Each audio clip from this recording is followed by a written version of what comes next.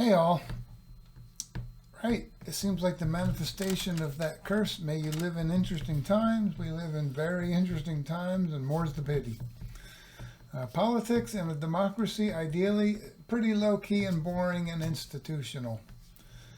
That's not where we're at these days. Because I came of age in an era when that's how our politics were for the most part. First election I could vote in, presidential, was 1980, Ronald Reagan versus Jimmy Carter. Politics back then were relatively boring and institutional, but effective, with a lot of common ground. That's largely shifted. All right, so I want to talk briefly here about the assassination attempt on former President Donald Trump, current presumptive nominee for the presidency for the Republican Party for that November election. Clearly, this is not good for our politics in so many ways. We're deeply polarized as a nation. This can exacerbate that polarization, make it worse, exacerbate the underlying tensions. You never want political violence. There always will be some level of political violence in all sorts of regimes, including democracies like ours, in autocracies as well, and so on. It's always going to be there, right? But you want it to be background noise and not in the forefront. Right now, it's in the forefront. So that's a terrible thing, right? Seems to inch us towards some version of a civil war, God forbid. So this is to be deeply lamented in all the ways. No question. That's an easy call. As a political scientist, man, that's an easy call. It's terrible. This is absolutely terrible. There will be questions, for the Secret Service. They clearly could have done a better job. I'm always a little skeptical of Monday morning quarterbacking of people who suddenly become experts about the Secret Service and security. In retrospect, you can see all of the failings. Where were you when it was happening? How come you have this sudden interest in the Secret Service and their security protocols? Now, that being said, doesn't mean that they could perhaps, going forward, based on the results of an investigation, that they could do better. I'm sure they could. We could all do better. We're all fallible. We could all do better. Remember, institutions are made up of people just like us. Scary, right? Scary. So there will be an investigation, probably multiple investigations, and hopefully out of that will come better security protocols for the Secret Service, because we all have a vested stake in that, political fallout. There are going to be conspiracy theories. There already are, from both the left and the right. The left is arguing that this is clearly going to benefit Trump politically. It smooths his path to the White House. I think maybe practically guarantees it. And they're arguing, setup, it's a setup. And conservatives, some conservatives are saying the Secret Service is politicized. The head of the Secret Service at the highest level, although they wouldn't deal with ground operations like a campaign event, is someone put there by Joe Biden. They'll say it's a setup. Biden let this happen, required that it happen. It's a conspiracy right to the top. Trying to take out Donald Trump. Well, both of those are bullshit. Okay. Now look, as a scientist, I'm going to say we don't know for sure. Let's await evidence and analysis of that evidence before we reach any conclusions at all. So we should be open to those possibilities, I suppose. But I think they are profoundly, remotely, incredibly unlikely. And absent compelling evidence, I think we should make that assumption. That it's Occam's razor here, Almost always when something happens, the best explanation is the simplest explanation. Human fallibility. They didn't get it quite right. They need to work on their protocols. All right. So those are that'll be part of what we're going to be looking at, Could there be reforms for the Secret Service? Does this smooth Trump's path to the White House? And I'm not arguing that conspiracy theory at all. At all. I'm just saying, as an impact, He looks heroic. He really, I don't know. Do you give him credit or do you say, what the hell, man? I don't know. But he definitely saw immediately in the moment that this was a chance for a photo op. He's very good at that, Entertaining people and communicating to the masses. He's very good at that. He saw that immediately in the moment as a photo opportunity, and he did a great job with that. Right? Those are some dramatic photos that make him look very good. So I think this will be, look, Democrats are in profound disarray. Don't even get me started on that. Profound disarray. I thought Joe Biden shouldn't have run for a second term. He kind of semi-promised that he wouldn't, and then he did, because it's so hard to surrender power. I think he's too old now. I think he'll be way too old going forward. I think he should step aside, and if he doesn't, I don't see how you change the outcome that he will be the nominee for the Democratic Party because of how our party structures work. It's very hard to push someone out against their will when they already have the delegates. So unless he steps aside voluntarily, I think he should. I think he's going to be the Democratic Party nominee, and that's not ideal. I mean, whoever's got next, right, probably Kamala Harris. She's not an ideal candidate. Nobody is an ideal candidate. But I think on balance, she would probably have a better chance than Joe Biden, just because of the age issue alone. But right now, unless Biden decides to step aside voluntarily, he's it. And the party's divided on him. So that's bad for the Democrats. And everything's been coming up roses for Donald Trump lately, right? The debate, Biden's performance. Just today, not only are we learning more about the assassination attempt, but we also learned that Judge Cannon down in Florida has dismissed the documents case against him at Mar-a-Lago because she has held, in a somewhat shocking manner, because many federal courts have looked at this in the past and none of them found a problem with special prosecutors. She's the first one to say special prosecutors by their nature are unconstitutional. That's a shocking result for a lower federal court trial judge to come to that decision. Normally you'd want an outcome from the Supreme Court that authorized that view. She's gone, a little rogue here, I think. And if that's true, I believe none of the special prosecutors we've named over the decades have been constitutional.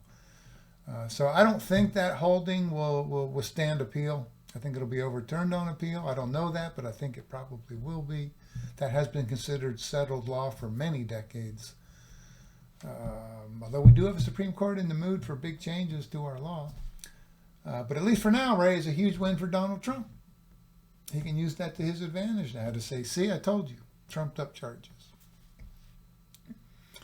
And the assassination, everything is going against the Democrats and in favor of Donald Trump right now.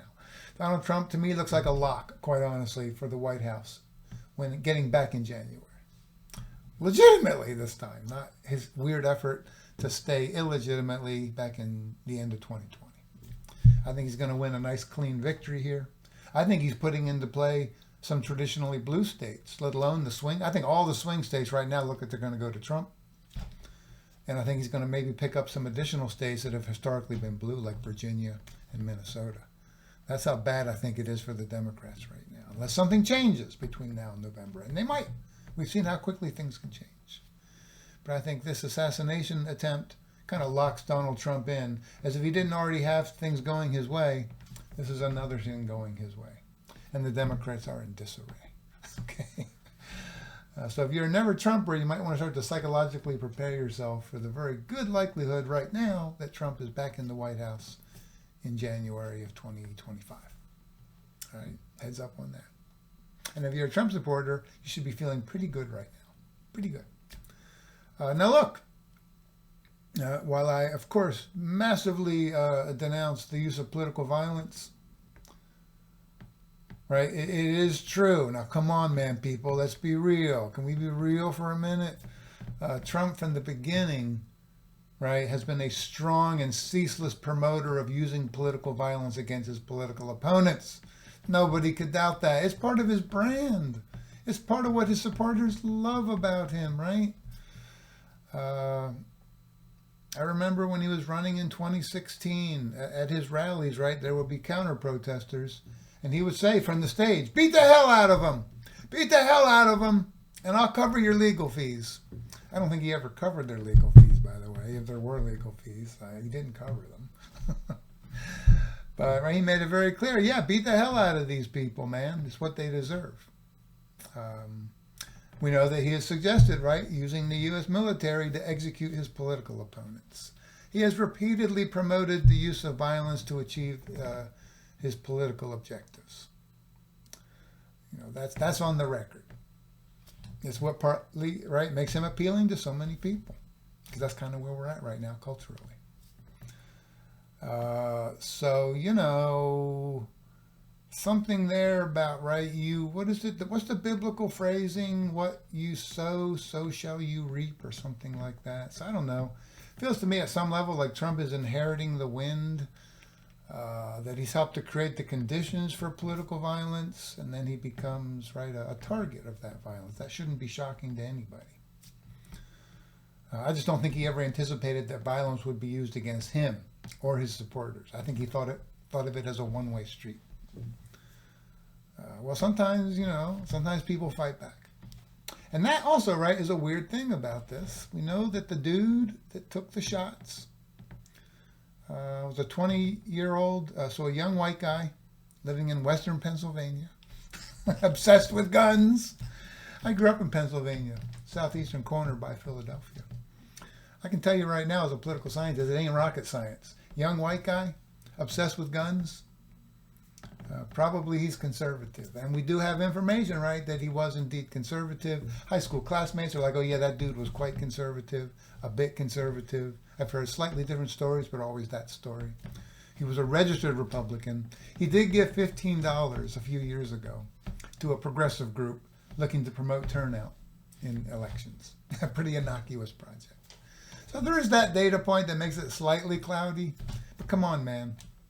Right? Young white guy heavily into guns. Let's be serious. Living in western Pennsylvania. Come on, man. By all accounts, conservative, with that exception of the $15 donation for an innocuous voter registration effort. Okay. So I don't think his ideology had anything to do with this, honestly. And in some ways, you know, part of me says, what if he had been a progressive lefty? Right? That would have given kind of the MAGA forces tremendous rhetorical ammunition to go off the deep end. So they've been denied that. And maybe that's a good thing, right? Maybe this helps de-escalate it a little bit. It takes that part out of the equation. If this was a troubled young man with fantasies of violence, it appears, heavily into firearms, heavily into demolition and violence, probably didn't have, you know, a sense of direction in his life. Maybe he thought this is how he can make his mark on the world. I don't know. So I don't think it really had anything to do with politics or ideology, and and that's probably just as well. And that could be proven wrong, right? I don't want to jump to the gun, so to speak. But near as we can tell, it looks like ideology and politics were not particularly central to this act. But you know, we await more evidence, of course. Yeah. Now, what am I hoping for this week as the Republican National Convention gets underway in Milwaukee, Wisconsin? I guess what I'm hoping for is a strong speech from Donald Trump denouncing political violence of all sorts. You know, maybe this is Trump's come to Jesus moment. I hope it is. I'll take it. I'm a pragmatist. You know, because I think, you know, look, will Trump give that sort of a speech? I don't know. You know, foretelling the future is a tricky business. Sometimes I think when we get it right about the future, we just got lucky. And when we get it wrong, it's because, you know, we can't really see the future. So if he gives that sort of a speech, I'm all for it. And if he gives it, maybe it's not a come to Jesus moment for him, because he has such a long track record of promoting political violence. Maybe he makes that speech, right, because he sees that he could reach voters in the middle, independents, and broaden his appeal. Because right now it looks like, you know, I think he's likely to win, and I think he's likely to win by a good bit. And if he wins by enough, right, that gives him more of a mandate. And it means that the Republicans are more likely to win both the Senate, which I think will certainly happen. If you look at the map, Republicans will control the U.S. Senate in January. But the House, right? Conventional wisdom up till now has been that the House will probably go back to the Democrats because there's a number of vulnerable Republicans. But I think if Trump wins by enough, Republicans keep the House, they win the Senate, and then Trump has a whole lot more power, right? What Democrats, I think, need to focus on, myself, is that Democrats need to win the House so that they can provide checks and balances. And Trump sees that maybe I could overcome that possibility by making an uplifting, statesman-like speech about political violence. But if he gets there for that reason, that's cool with me. I just want him to get there. If he does it for more noble reasons of a change of heart, come to Jesus moment, great. If it's simply to have a better chance of winning by more in November, I'll take that, man. I'm a pragmatist. At the end of the day, I'm a damn pragmatist. I don't know if that's something that's blameworthy about me or to my credit, but it's just largely how I am. I'm very pragmatic at the end of the day. All right. Thanks all for listening. Hope this offers some useful insights. And I'll catch you on the flippity flip.